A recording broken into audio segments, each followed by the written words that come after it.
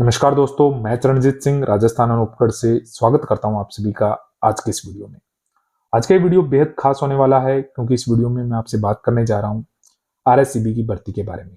आरएसईबी Rajasthan state electricity board की जो 500 सरकारी बिजली कंपनियां हैं उनमें जो भर्ती आने वाली है उसके बारे में अपनी चर्चा करेंगे।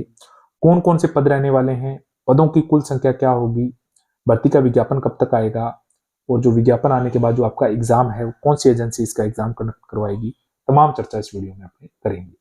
आगे बढ़ने से पहले मैं आपको बता दूं, अगर इस चैनल पे आप पहली बार आए हैं, पहली बार ये वीडियो देख रहे हैं तो आप इस चैनल को सब्सक्राइब कर लीजिए क्योंकि सरकारी भर्तियों से जुड़ी हर छोटी बड़ी अपडेट, हर छोटी बड़ी खबर मैं यहाँ आपसे शेयर करता रहता हूँ। बात कर रहे हैं आरएसईबी की भर्ती के बारे में, तो आरएसईबी की 5 सरकारी बिजली कंपनियां हैं जिसमें सबसे पहला नंबर आता है जनरेशन कंपनी आरवीयूएनएल का, राजस्थान विद्युत उत्पादन निगम लिमिटेड। फिर नंबर आता है आरवीपीएनएल का, राजस्थान विद्युत प्रसारण निगम लिमिटेड। और 3 डिस्कॉम्स हैं, जयपुर, जोधपुर और अजमेर, जो आपका एबीवीएनएल, जेडीबीवीएनएल और जेबीवीएनएल। इन्हीं 5 सरकारी बिजली कंपनियों के लिए भर्ती की जा रही है। कुल पदों की संख्या 1079 है। पद कौन कौन से हैं?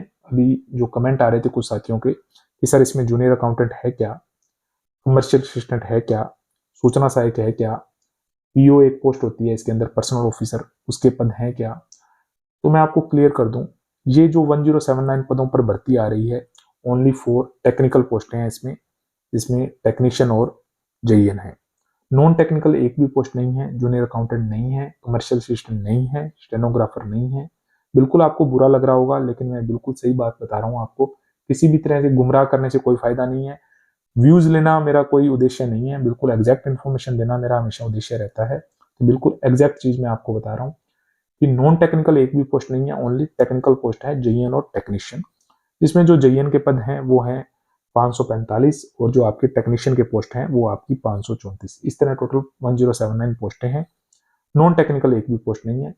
नॉन टेक्निकल पोस्टों के लिए जो भर्ती के बारे में जो जानकारी मिली है वो यही है कि अगले फाइनेंशियल ईयर में आए तो आए, लेकिन अभी के लिए कोई भी सूचना नहीं है। मैं आपको बिल्कुल गुमराह नहीं करूंगा। टेक्नीशियन पोस्ट के लिए एक अपडेट ये है कि टेक्नीशियन के 2 एग्जाम होंगे। जो आपका एग्जाम, एक एग्जाम प्री होगा और उसके बाद मेन एग्जाम होगा। प्री एग्जाम से 15 गुना कैंडिडेट सिलेक्ट किए जाएंगे और उसके बाद आपका मेन एग्जाम होगा और जो मेन एग्जाम की मेरिट है उसी के आधार पर चयन किया जाएगा। इसमें प्री एग्जाम जो होगा उसके कोई भी नंबर है, उसका कोई भी वैल्यू नहीं रहेगी, ओनली सिर्फ मेन एग्जाम के जो मार्क्स होंगे उसके आधार पर चयन किया जाएगा। लेकिन प्री एग्जाम में जो 15 गुना कैंडिडेट हैं वो सिलेक्ट किए जाएंगे, उसके बाद ही उसी कैंडिडेट का जो मेन एग्जाम लिया जाएगा। तो ये टेक्नीशियन जो भर्ती है उसके लिए है। थोड़ा सा इसमें चेंजेस है क्योंकि आरवीयूएनएल ने अभी तक ये चेंज नहीं किया था। डिस्कॉम्स थे उन्होंने तो ये चेंज कर दिया था, लेकिन आरवीयूएनएल काफी लंबे अरसे के बाद टेक्नीशियन भर्ती करवा रहा है तो उसमें ये थोड़े से परिवर्तन किया गया है। 2 एग्जाम लिए जाएंगे, प्री और मेन। जेईन का जो पैटर्न है वो ओल्ड ही रहेगा, पुराने वाला पैटर्न है, उसी आधार पर एग्जाम लिया जाएगा। जेईन के पैटर्न के बारे में अगर आपको जानना है तो जरूर आप कमेंट कर दीजिएगा, मैं उसकी भी डिटेल वीडियो बना दूंगा। 1079 पोस्टों के अंदर जो 545 पोस्टें जेईएन की हैं उसमें ब्रांच वाइज पोस्टें कौन कौन सी हैं उसकी मैंने आई बटन पे लिंक दिया हुआ है, आप वो वीडियो देख के ब्रांच वाइज पोस्टें देख लीजिएगा। अब जो जेईएन पोस्टें आ रही हैं उसमें जो मिनिमम क्वालिफिकेशन है वो है डिग्री। डिग्री, इंजीनियरिंग डिग्री आपके पास होनी चाहिए। बहुत सारे साथी कमेंट कर रहे थे कि सर इसमें पॉलिटेक्निक वाले अप्लाई कर सकते हैं, तो बिल्कुल क्लियर कट मना है। पिछली बार कुछ साथी जो मुद्दे को लेकर कोर्ट में भी चले गए थे कि सर हमें जो डिप्लोमा वाले हैं उनको भी एग्जाम फॉर्म भरने दिया जाए, उनको भी लिया जाए इस भर्ती में, तो जो उसमें बाद में वो कोर्ट केस हार गए थे। तो बिजली विभाग का जो नियम है वो यही है कि जो जेईएन पोस्ट आती है उसके अंदर ओनली जो इंजीनियरिंग की हुई है कैंडिडेट हैं, जो डिग्रीधारी हैं, वो ही अप्लाई करेंगे। डिप्लोमा वाले, पॉलिटेक्निक वाले इसमें अप्लाई नहीं कर सकते। टेक्नीशियन की जो मिनिमम क्वालिफिकेशन है वो 10th प्लस आईटीआई है। ये तो अपडेट था क्वालिफिकेशन को लेकर। एग्जाम पैटर्न को लेकर मैंने अपडेट आपको बता दिया। एग्जाम कब होगा इसके लिए अपडेट यही है कि जो आपका एग्जाम है वो आपका एप्लीकेशन फॉर्म भरने की लास्ट डेट के 45 दिन बाद।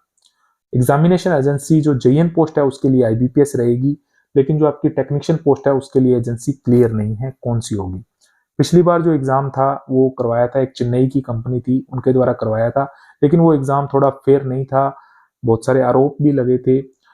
इस वजह से शायद वो कंपनी नहीं करवाए इस बार, क्योंकि बिजली विभाग ये चाहता है किसी तरह का कोई भी आरोप ना लगे। बिजली विभाग ही ना, सरकार भी यही चाहती है कि किसी भी एग्जाम में किसी भी तरह का जो है वो धांधलीबाजी ना हो। इस वजह से शायद इस बार टेक्नीशियन का एग्जाम भी आईबीपीएस ही करवाए।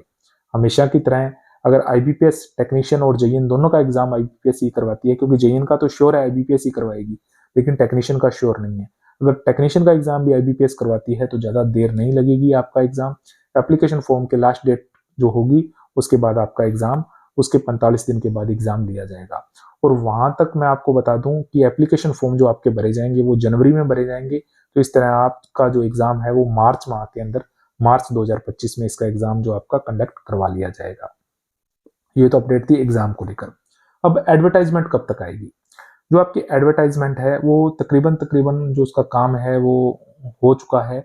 मैं जो औपचारिकताएं की जा रही हैं, जो आपकी एडवर्टाइजमेंट है शॉर्ट नोटिस तो शायद अपने को 12 दिसंबर को देखने को मिल जाए, क्योंकि 12 दिसंबर को तकरीबन 80,000 पदों के लिए जो वर्तमान गवर्नमेंट है उसका 1 साल पूरा होने को जा रहा है।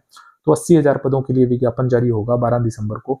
तो शायद उस दिन शॉर्ट नोटिस जारी हो जाए बिजली विभाग की भर्तियों को लेकर भी। और अगर नहीं भी होता है तो इस मंथ के एंड तक अपने को इसका विज्ञापन देखने को मिल जाएगा, जो 1079 पोस्टों के लिए होगा। तो ये इंपॉर्टेंट अपडेट है बिजली विभाग को लेकर। और बीच में एक न्यूज चल रही थी कि सर शायद बिजली विभाग का निजीकरण हो रहा है। निजीकरण का क्या इफेक्ट पड़ेगा? तो निजीकरण को लेकर अपडेट ये है कि जो आरवीयूएनएल के अंदर है, आरवीयूएनएल का तो ज्वाइंट वेंचर चल रहा है एनटीपीसी के साथ। NTPC national thermal power corporation Bharat सरकार की कंपनी है, जो आरवीयूएनएल है वो राजस्थान सरकार की कंपनी है। दोनों गवर्नमेंट है, कोई भी इफेक्ट नहीं पड़ेगा। और रही बात आपकी जो डिस्कॉम है, डिस्कॉम के अंदर जो मंत्री जी हैं अपने ऊर्जा मंत्री जी नागर साहब, उनका भी बयान आ गया है कि जो हेम प्रोजेक्ट के तहत जो प्राइवेट कंपनियां आ रही हैं डिस्कॉम के अंदर, उसके जरिए कोई निजीकरण नहीं किया जा रहा, सिर्फ रिफॉर्म्स किए जा रहे हैं। बहुत सारे कार्य हैं ऐसे जो बिजली विभाग नहीं कर पा रहा। बिजली विभाग के पास ऐसा इतना अभी जो प्रोजेक्ट नहीं है, पैसा भी नहीं है बिजली विभाग के अंदर, डेप्थ में है बिजली विभाग, तकरीबन 1 लाख करोड़ के घाटे में चल रहा है इस समय जो डिस्कॉम्स हैं वो। तो इस वजह से जो प्राइवेट कंपनियां हैं, बहुत सारे ऐसे कार्य हैं जो प्राइवेट कंपनियों से करवाए जाएंगे, लेकिन इतना ज्यादा इफेक्ट नहीं पड़ेगा कि बिल्कुल बहुत ज्यादा निजीकरण कर दिया जाए और जो बिल्कुल सरकारी पद ही खत्म कर दिए जाए, ऐसा अभी तक कुछ भी नहीं है। हाँ, हेम प्रोजेक्ट के तहत चल रहा है, वहीं चल रहा है जहाँ पे जो आपकी जीएसएस जो होते हैं 33/11 के भी बिजली विभाग के, उनके आसपास जो सोलर प्लांट लगे हुए हैं, उन्हीं सोलर प्लांट का जो जीएसएस है वो ही जो है प्राइवेट कंपनी को दिया जा रहा है, बाकी पूरा डिस्कॉम नहीं है। और वैसे भी बिजली विभाग के जो जीएसएस हैं वो ऑलरेडी ठेके पे ही चल रहे हैं, प्राइवेट कंपनियां भी संभाल रही हैं। उसे सेंट्रलाइज कर दिया जाएगा, उसका ज्यादा इफेक्ट नहीं आएगा। तो निजीकरण के लिए ये अपडेट था कि निजीकरण से भर्ती पर कोई इफेक्ट नहीं पड़ेगा, भर्ती बिल्कुल आएगी, एग्जाम भी होगा और नियुक्तियां भी मिलेंगी। ये यूजफुल इंफॉर्मेशन थी, आपको अच्छी लगी होगी। अगर वीडियो आपको अच्छा लगा तो वीडियो को लाइक कीजिएगा। चैनल पे पहली बार आए हैं तो चैनल को सब्सक्राइब कर लीजिएगा। अगर आपका कोई प्रश्न है तो जरूर कमेंट करिएगा, मैं रिप्लाई देने की कोशिश करूंगा। मिलते हैं अगले वीडियो के साथ, तब तक के लिए जय हिंद, जय भारत।